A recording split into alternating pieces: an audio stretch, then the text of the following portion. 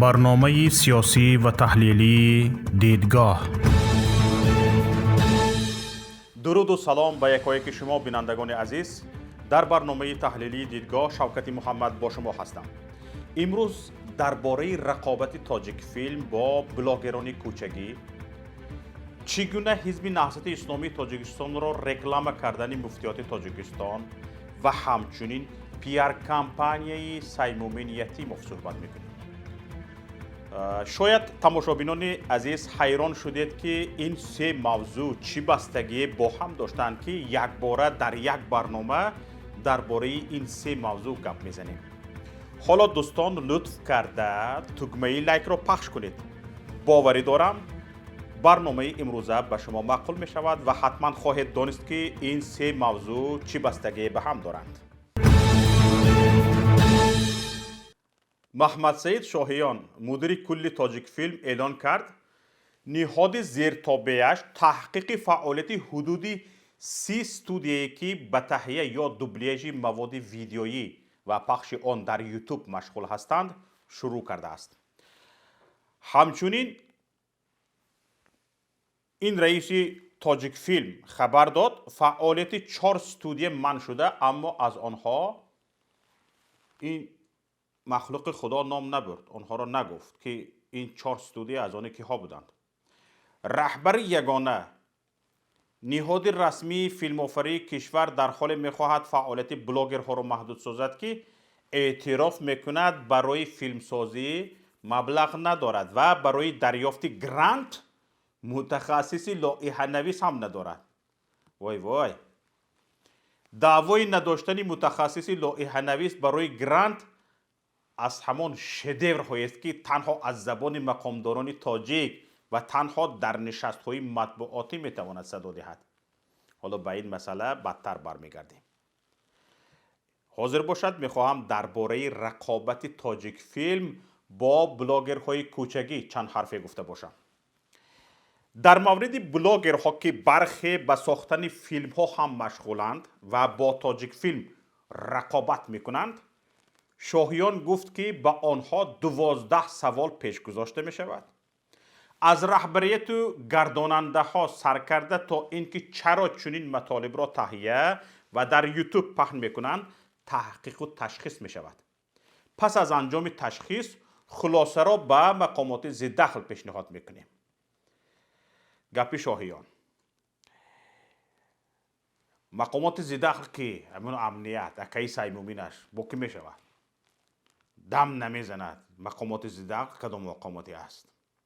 همه میدونه. آخر این تصمیم فیلمساز رقم 1 شاهیان نیست. از دعوایش درباره لایحه نویس فرق چندانی ندارد، زیرا نظارت بلاگرها از طرف نهاد چون تاجیک فیلم تقریبا هیچ نتیجه نخواهد داد. شاهیان میخواهد کاهی را که به دریا ریخته شده است جمع کند.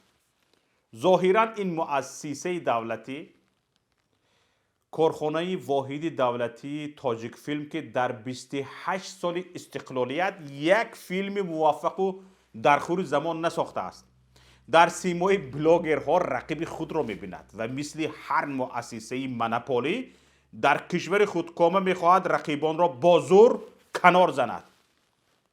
البته در نظر اول این نظر که بلاگرهای اساساً کم سواد و غیر متخصص و دارای امکانیت‌های نهایت محدود می‌توانند با مؤسسه دولتی چون تاجیک فیلم رقابت کنند غیر منطقی می‌نماید.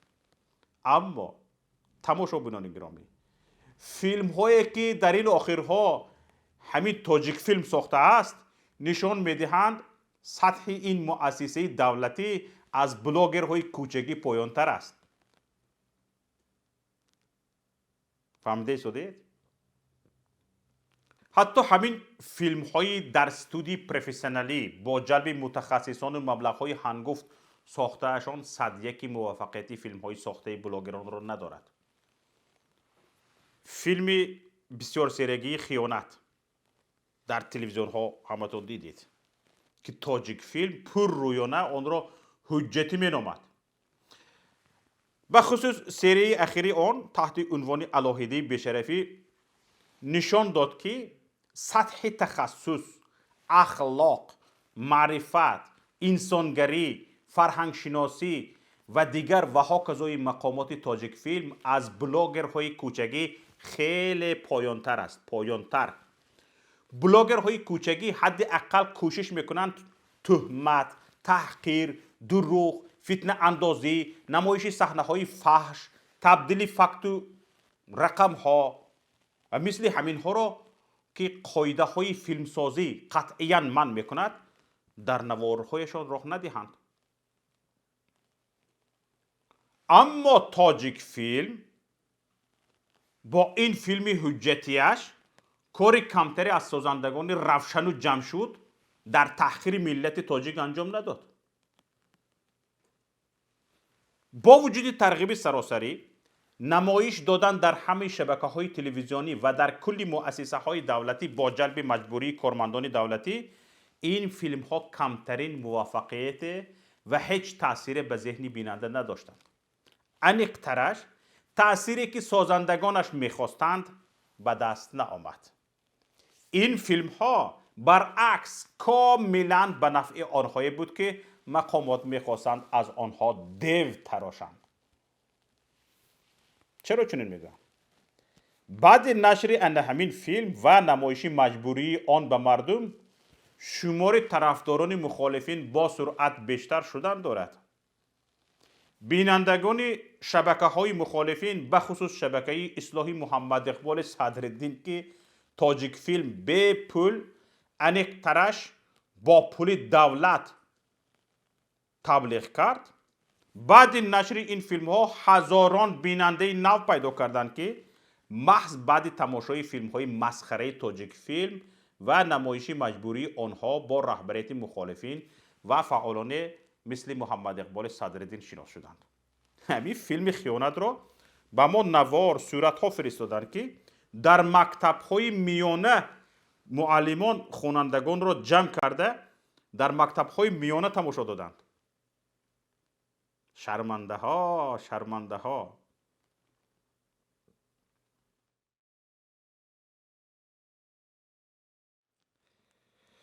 باید گفت که تماشابینان گرامی، این فیلم هایی که همین تاجیک فیلم ساخته ایستاده است، مثل همین فیلم خیانت، سطح فرهنگ و انسانیت مقامداران کشور را به مردم نشان داد. این فیلم ها برای باز کردن چهره واقعی حکومت امروزه تاجیکستان از یک طرف و تبلیغ مخالفین از طرف دیگر کمتر از خودی مخالفین خدمت نکردند. اما چرا وقت ساختن این فیلم ها و نشر و تبلیغ آن به نفع ماست؟ این فیلم ها ما را تبلیغ میکند. ما را که تبلیغ کرد به منفعت ما است. اما چرا ما از آن انتقاد میکنیم؟ چرا؟ نمی اندیشید؟ برای آن که این فیلم ها ضربه به ملت و فرهنگش، به سینمای تاجیک، به روحیه ملت هستند. بجز این فیلم ها را نه تنها مردم کشور بلکه خارجی ها نیز تماشا میکنند.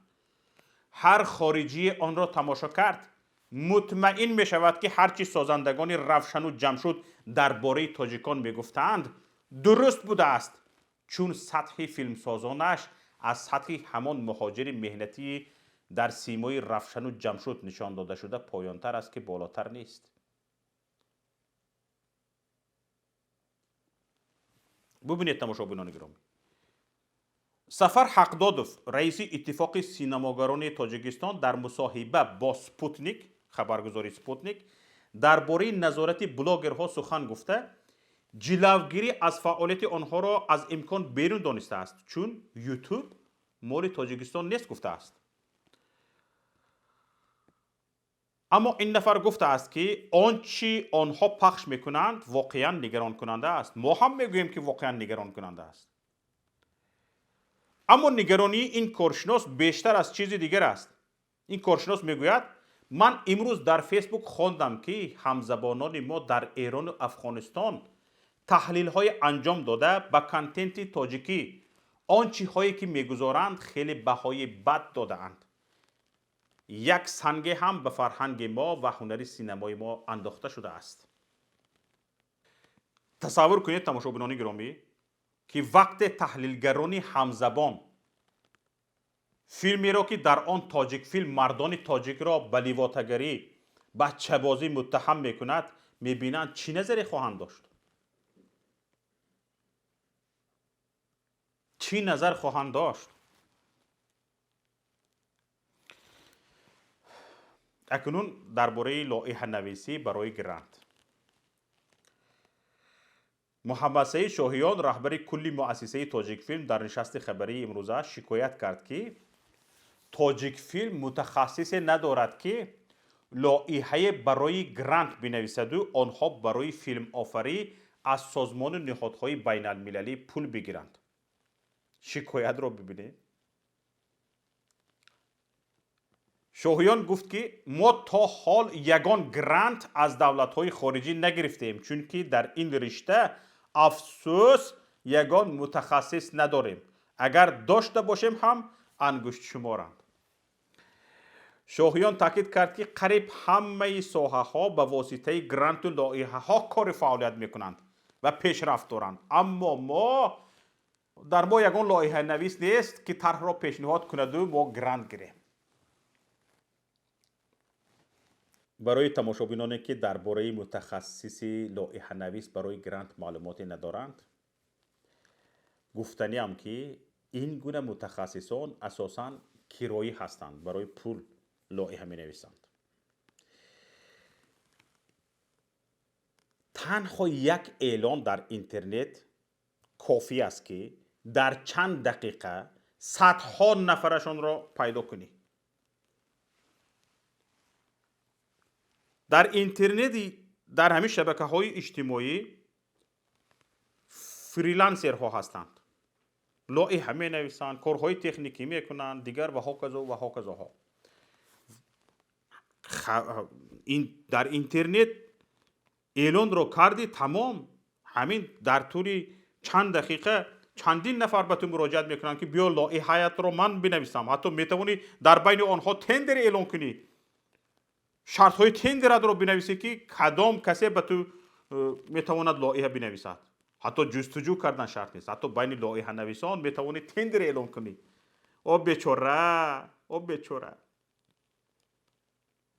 اما این بیچاره تاجیک فیلم در همین حالت بنابر ندانستن کی بودن متخصص لایحه نویس در 28 سال نتوانسته است یک گرانت دریافت کند.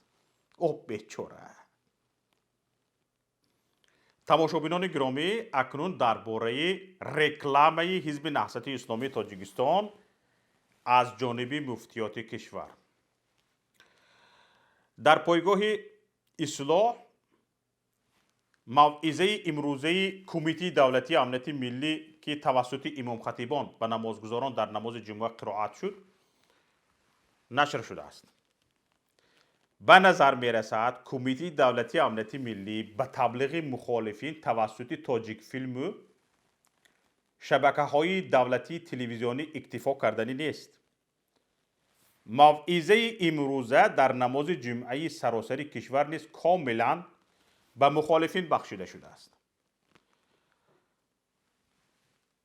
به این چند جمله‌ای که ذکر میکنم که در موعظه دقیقاً دعوت مردم به تماشای برنامه‌های مخالفین است توجه کنید. در موعظه گفته شده است که حزب تروریستی نهضت اسلام نیز در اندیشه تبدلات دولتی و نیست نابود کردن ملت تاجیک است. این حزب خونخوار مکر و حیله نموده با استفاده فضای اینترنت تبلیغات میبرد. گپ‌های دروغ و بی اساس گفته به این وسیله میخواهد جوانان ما را گمراه سازد و به ورطه هلاکت افکند. بنابراین ما را هم فرض و هم سنت است که حلال مهنت نموده زندگیمان را پیش بریم، وطنمان را آباد کنیم، از دشمنان خارجی و داخلی محافظت نماییم، بر ضد خائنان ملت حزب نهضت اسلام و دیگر تشکیلات های اکستریمیستی تروریستی دلیرانه شجاعتمندانه و به امان مبارزه بریم. تماشاگران گرامی، اگر شما چیزی درباره حزب نهضت اسلامی تاجیکستان یا اقلا درباره تبلیغاتش در اینترنت نمیدانستید و در مسجد از زبان امام شنیدید که این حزب در اینترنت بر ضد حکومت تبلیغات میبرد، به شما سوال این است که آیا بعد برگشتن از نماز در اینترنت تبلیغات ذکر شده را جستجو نمی کنید تا بفهمید که چی گپ است؟ حتما جستجو میکنید، چون که در خانه‌تان هیچ کس شما را نمیبیند. اینترنت هست هست میبینید که مخالفین چی گفته ایستادند، حق گفته ایستادند یا ناحق گفته ایستادند. اوه بیچاره ها، فکر و اندیشه و تصوراتتان چند سال پیش، چند سال عقب موندگی، چند سال پیشین است، چند سال از زمان عقب مونده اید. اوه بیچاره ها. کمیته دولتی امنیتی ملی با رهبری موسفید 70 ساله سیمومین یتیموف و چند موسفید دیگر که از او در سن فرق زیادی ندارند، در مبارزه علیه مخالفین از اصول هبلز کار میگیرند. اگر دروغ را زیاد تکرار کنی، بالاخره آن به راست تبدیل می شود و مردم باور میکنند. و همچنین از اصول شوروی که همه جا خرابزار و گرسنگی و جنگ جدال است، فقط SSR آباد است و گل و گلزار است و بهشت آسا است. حاضرم همین خیلی که تاجیکستان بهشت روی زمین گفته گشتن.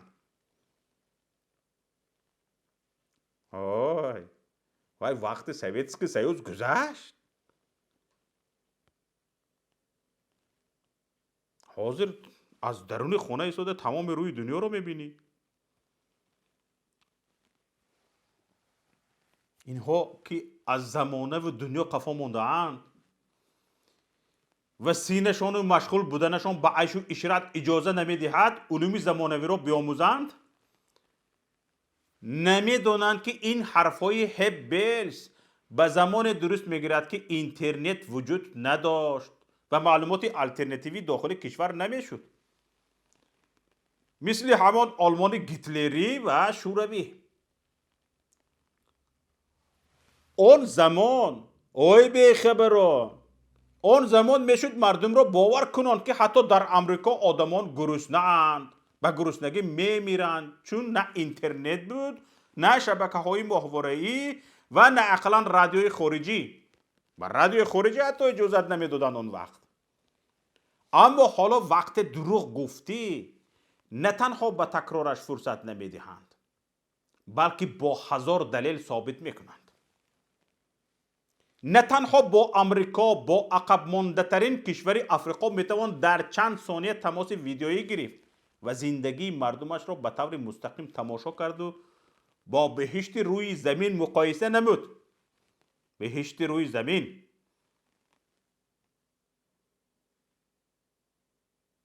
در همین عصر اطلاعات امام علی رحمان و سیمومین یتیموف، دو کمونیست کهنه و دو گبلس نو میخواهند با تکرار کردن دروغ مردمی را که دسترسی به معلومات راستینی پردلیل دارند به دروغشان باور کنانند.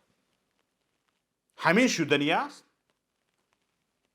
یا شاید اکادمیک سیمومین یتیموف دانسته عمل میکند و ما بیهوده از او انتقاد میکنیم؟ تماشابینان گرامی، قضاوت از شماست. این بود برنامه امروزه ما. تماشابینان گرامی، خواهش میکنم پیوند نوار را به دیگران فرستید، تگمه لایک را پخش کنید. خاطرتان جمع باشد کسی حتی ما نمیتوانیم انیق کنیم که تگمه لایک را چی کسی پخش کرده است. با پخش تگمه لایک کمک شما به ما این است که هرچی بیشتر برنامه را دیگران نیز تماشا میکنند و از گفته های ما باخبر میشوند. با ما باشید. الله نگهبانتان. برنامه سیاسی و تحلیلی دیدگاه.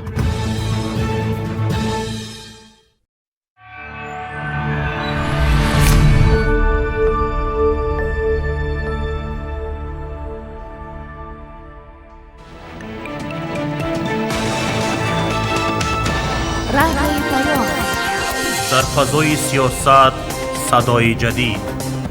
رادیوی پیام. علم، فرهنگ، نوید. رادیوی پیام. مشورت، بحث، گفت و شنید. در تمام دنیا روی رسانه اینترنتی رادیو پیام .net